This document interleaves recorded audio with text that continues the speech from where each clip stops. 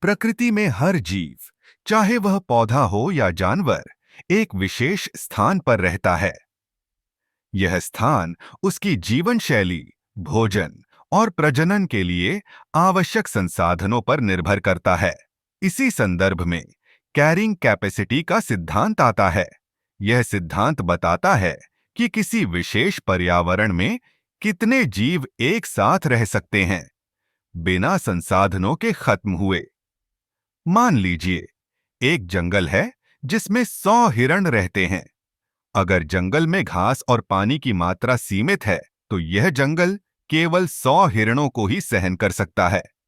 अगर हम वहां एक व 50 हिरण छोड़ देते हैं, तो कुछ समय बाद भोजन और पानी की कमी के कारण उनकी संख्या घटने लगेगी।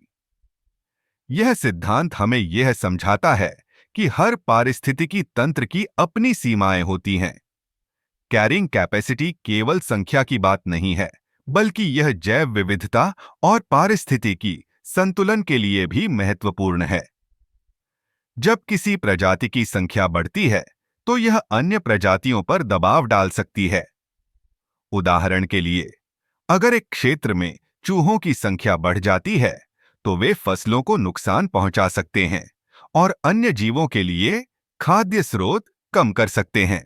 इस सिद्धांत का एक और महत्वपूर्ण पहलू है मानव गतिविधियां।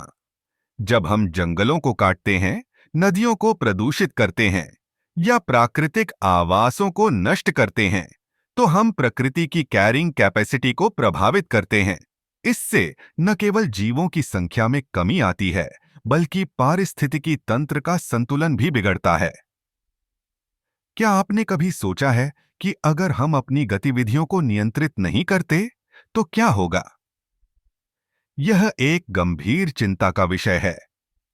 हमें समझना होगा कि हम प्रकृति का हिस्सा हैं और हमारी हर क्रिया का प्रभाव पड़ता है। इसलिए हमें अपनी जिम्मेदारियों को समझते हुए प्राकृतिक संसाधनों का संरक्षण करना चाहिए।